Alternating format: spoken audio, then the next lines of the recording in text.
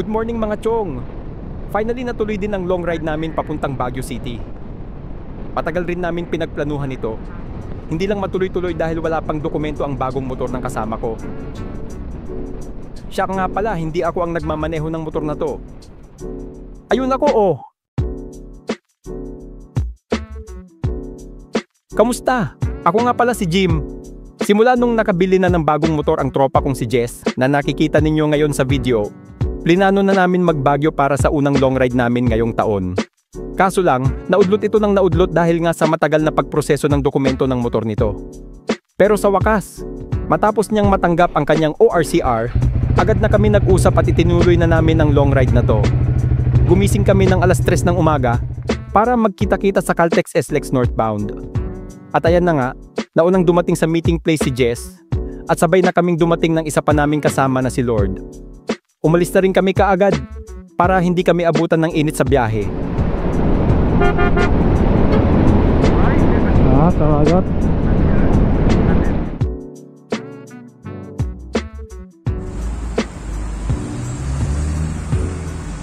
Hey guys, good morning!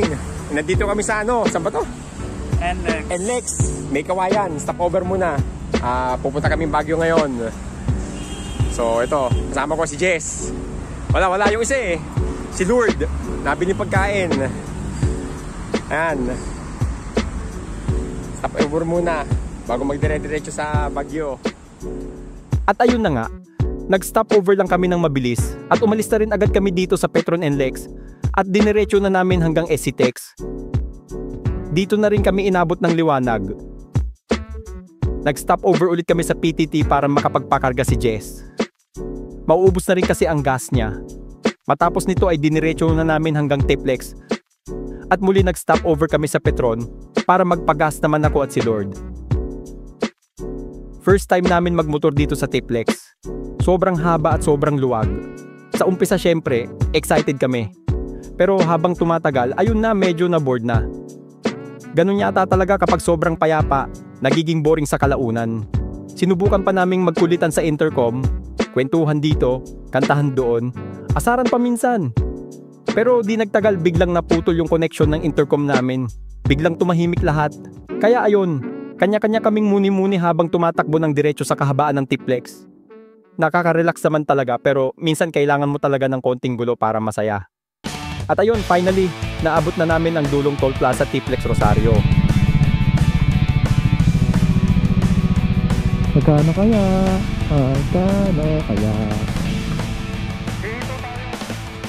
Kaya tambay lang pala siya. Marami ditong lokal. Lokal.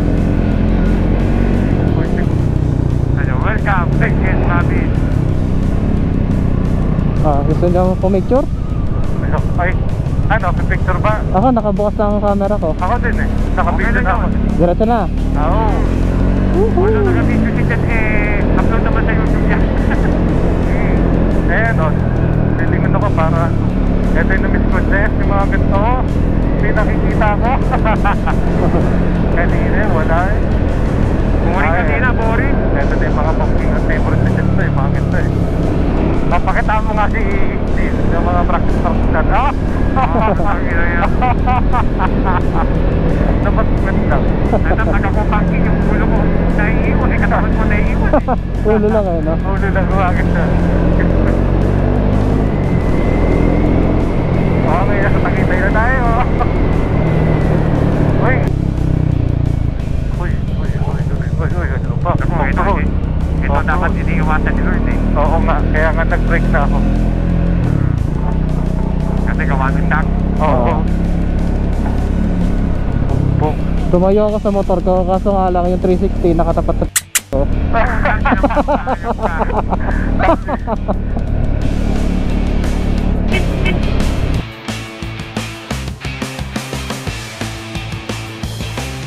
At dito na nga muna kami tumigil sa Lion's Head. Napahiwalay lang ako sa parking kaya wala ako sa frame. Anyway, ito lang talaga ang original na plano namin nila Jess, na makapagpa-picture dito sa Lion's Head. Pero naisip na lang din namin tatlo na ituloy na sa Baguio at mag-overnight na rin para masulit din ang biyahe namin.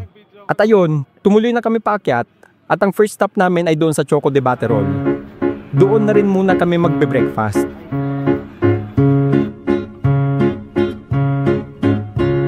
Dito sa Chocolate de Baterol muna kami tumigil para mag-breakfast. Masarap yung in-order naming bibingka at lalo na yung hot chocolate nila. Talagang lasang-lasa mo yung purong tsokolate. Alam mong espesyal at hindi basta-basta ang timpla nito. Ba talaga pag mayaman, no? Ba talaga pag mayaman. Ano na yan? Libre na yan, siyempre. Ang dali agad. Karma agad. Okay guys, papunta na kami Mines View. Nagkotse na lang kami. Ay hindi, nagtaxi. Sakit ang likod ng mga kasama ko matatanda. Oh, kaway, boss. Mga kami maintenance dyan. Okay. So ayun na nga. Bukod sa Mines View Park, pumunta na rin kami sa Good Shepherd at Igorot-Stone Kingdom. Kahit medyo common na ang mga pasyalan na ito, nag-enjoy pa rin kami dahil malamig ang klima at syempre hindi nawala yung kulitan namin. Kumain rin kami ng lunch at merienda dahil gutom na rin kami sa kakalakad. Medyo kinulang lang talaga kami sa oras, pero sulit pa rin naman ang biyahe. Kaway puti, kaway. Ayan, thank you po.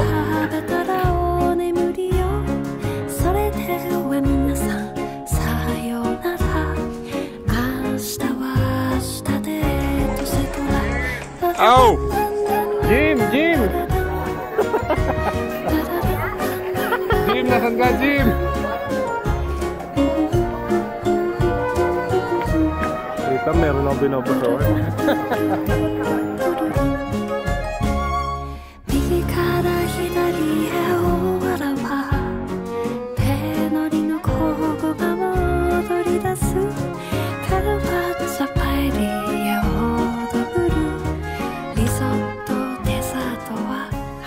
Suko? Suko na ba? Ulit pa ba? Uulit pa ba? Oh yeah.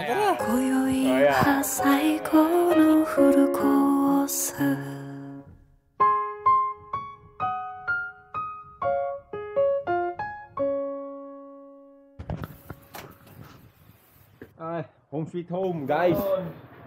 Ito Tumas na. na matanda, mahihigay. Ayaw, no, narinig nyo, di ba? Si Jess yun. Okay, Jess, maintenance po, Magic 12. Home sweet home.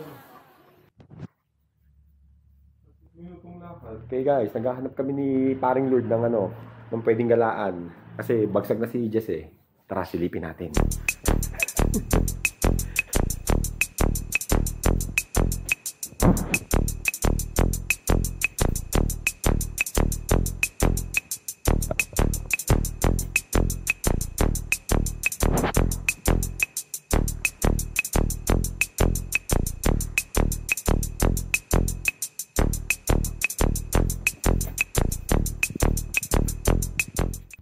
Tulog na.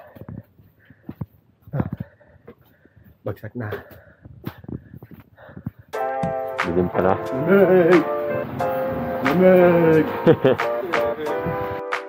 Pagkatapos kong pagtripan at gisingin si Jess, naglakad kami papunta sa Flight Food and Glam Cafe para mag-dinner.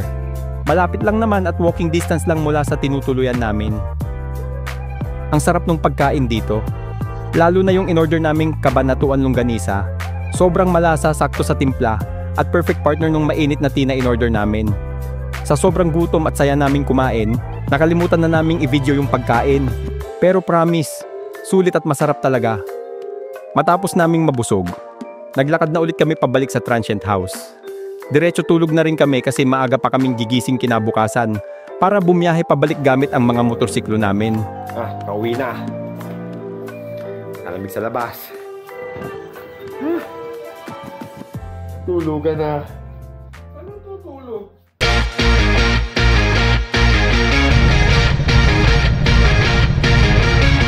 Umalis na kami mula sa transient namin at Marcos Highway naman ang dinaanan pa uwi.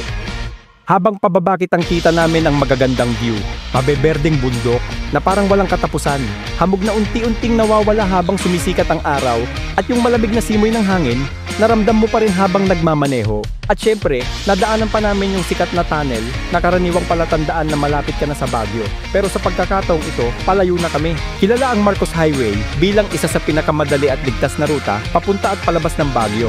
Nag-breakfast muna kami sa isang simpleng karinderya bago pumasok ng T-Plex. Sobrang sulit at mura ang pagkain dito, unlimited rice at sabaw pa. Nag-enjoy kami habang nagkukwentuhan at naghahanda sa mahaba-habang biyahe pa uwi. Pagkatapos kumain, dire-diretso na kami ulit sa kalsada. Nadaanan namin muli ang T-Plex, SCTEX, NLEX, Skyway hanggang makarating kami sa SLEX. Sa haba ng biyahe, na-realize namin na hindi lang yung destinasyon ang mahalaga, kundi pati yung mga simpleng bagay na nangyayari sa daan. Yung tawanan sa intercom, yung kantahan kahit sintonado, yung pagtutulungan kapag may aberya, at pati na rin yung tahimik na sandaling sabay-sabay kaming nagmumuni-muni habang nakatutok lang sa daan. Yung biyahe pala, mas nagiging makabuluhan kapag kasama mo yung mga taong kaya mong tawaging pamilya. Ay, tama-tama, ikabit ko na. Yung 360? 360 ha. Ay, tangina, wala. Tana na, hindi ko dala yung 360. Ha? Wala dito yung 360. Eh, naku, imposible. No. 91 boss, full tank. Hindi ko talaga makita. Nandiyan yan. Wala na iwan tayo. Wala na iwan dun eh. Hindi ko alam, di ako nakapag-check eh. 91. Oh shit, patay tayo dito. Wala tayong naiwan dun. Check mo ba? Pagkakakita ko, wala tayong naiwan.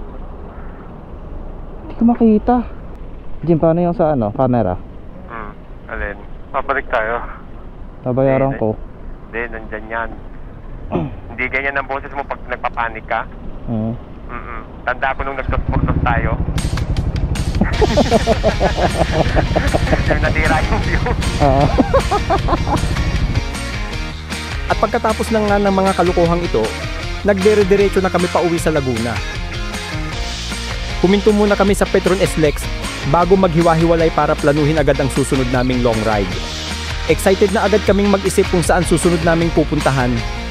Bandang 2:00 ng hapon, kanya-kanya na kaming uwi dala ang maraming masasayang alaala. Ingat ha. Sige. Pag may ride ulit. Okay. Tagay tayo. Bye-bye. Bye-bye. Ingat. Bye-bye. Pupunta tayo. Okay lang, ikalap na exit. Parang di kayo mapuputol. Nag-disconnect na ako eh. Alam naman tayo ng exit. Sige. Nakagarden din ako pupunta ngayon. Ingat sir, thank you. Sige. Ayun lang naman mga chong. Kung nagustuhan ninyo ito, kindly leave a like at kung gusto ninyo ng mga ganitong kwento, subscribe na! See you sa next vlog!